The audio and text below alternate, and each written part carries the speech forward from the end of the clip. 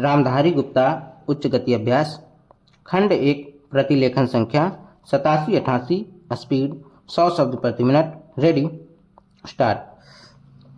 उपाध्यक्ष महोदय, मैं इस बिल का स्वागत करता हूं।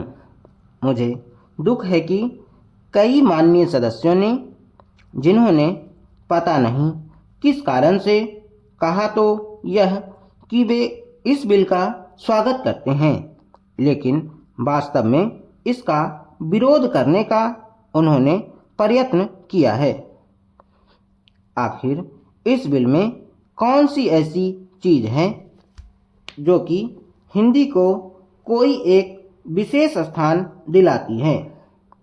मैं पहले ही इस चीज़ को साफ कर देना चाहता हूँ कि मैं उन लोगों में से नहीं जो कि हिंदी के लिए कोई विशेष स्थान चाहते हैं। मुझे तो ऐसा लगता है कि जो सदस्य महोदय ऐसा कहते हैं कि इस बिल के द्वारा हिंदी को कोई विशेष स्थान दिया जा रहा है, उन्हें वास्तव में हिंदी का इतिहास मालूम नहीं है। हिंदी कुछ उन लोगों की भाषा है जो राष्ट्रीय विचार के थे, जिनका कि राष्ट्रीय आंदोलन में बहुत बड़ा हाथ था। उन्होंने इसका प्रचार किया।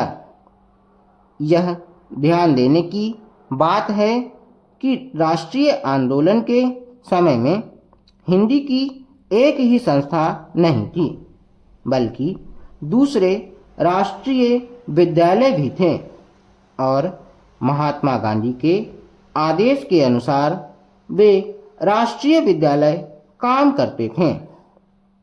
उनके द्वारा भी कुछ डिग्रियां और उपाधियां आदि बांटी जाती थीं। अब इन विद्यालयों द्वारा उपाधि बांटने का काम, जो कि उनके द्वारा पहले से किया जा रहा है, उसी को इस बिल के द्वारा यदि जारी रखा जाता है तो मेरी समझ में नहीं आता कि कैसे कुछ लोग यह समझ लेते हैं कि इस बिल द्वारा हिंदी को कोई विशेष स्थान दिया जा रहा है। मैं नहीं समझता कि इसमें हिंदी को कोई विशेष स्थान दिए जाने की बात है। और जैसा मैंने पहले निवेदन किया, मैं उन लोगों में से नहीं हूँ जो कि चाहते हैं कि हिंदी को कोई विशेष स्थान दिया जाए। लेकिन मैं एक बात अवश्य उन लोगों से पूछना चाहता हूँ, जब भी उन्हें अवसर मिलता है किसी न किसी तरीके से एक ऐसे राष्ट्रीय निश्चय का, जो कि आज नहीं बल्कि आज से कई वर्ष पहले लिया गया था, उसका विरोध करने के लिए तैयार रहते हैं। संविधान में राजभाषा के संबंध में स्पष्ट व्यवस्था दी हुई है, तो भी मेरे यह मित्र उसका विरोध करने का प्रयत्न करते हैं। क्या उनके सामने देश की एकता के लिए कोई दूसरा रास्ता है?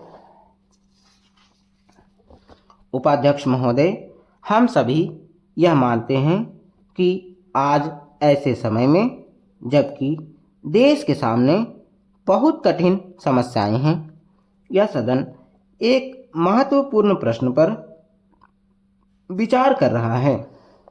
माननीय प्रधानमंत्री जी ने आज जो भाषण इस सदन में दिया है और जो अपील उन्होंने राष्ट्र के नाम प्रसारित की है, उसके लिए हम उनको हृदय से धन्यवाद देते हैं। आज उन्होंने अपने भाषण में यह बिल्कुल बता दिया है कि यद्यपि हम हिंदुस्तानवासी शांति चाहते हैं और हमने बराबर हर कीमत पर शांति को बनाए रखने की कोशिश की है, लेकिन इसका यह अर्थ नहीं हो सकता कि हम अपनी सीमाओं का उल्लंघन सहन करें या अपने राष्ट्र की कोई भूमि किसी को दे करके शांति स्थापित करने का प्रयत्न करें। प्रधानमंत्री जी ने सदन के सामने जो भाषण दिया है और जो आंकड़े सदन के सामने रखे हैं, सचमुच उनसे यह स्पष्ट प्रकट हो जाता है कि हमारी जिन सीमाओं का आज पाकिस्तान अतिक्रमण कर रहा है, वे सीमाएं और वह भूमि सब हमारी है। इस समय पाकिस्तान का जो रवैया है वह कोई नई बात नहीं है। हमने बराबर पाकिस्तान की ओर मित्रता का हाथ बढ़ाया है, लेकिन पाकिस्तान ने बराबर उस हाथ को काटने का प्रयत्न किया है। देश के विभाजन के समय से लेकर हमने बराबर हर प्रश्न का, हर विषय को मित्रता से तय करने का प्रयत्न किया है, चाहे पाकिस्तान का रुख किसी भी प्रकार का क्यों न रहा हो। देश के विभाजन के समय हमने पाकिस्तान के साथ में जो समझौता किया, उसके अनुसार हमने पाकिस्तान को उसके हिस्से से अधिक दिया।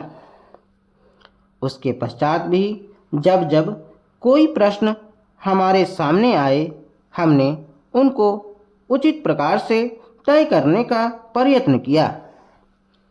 आज भी पाकिस्तान की तरफ हमारा करोड़ों रुपए का कर्ज है, जिसको पाकिस्तान ने आज तक नहीं दिया है, लेकिन फिर भी हमने पाकिस्तान के साथ अच्छा बर्ताव रखा है।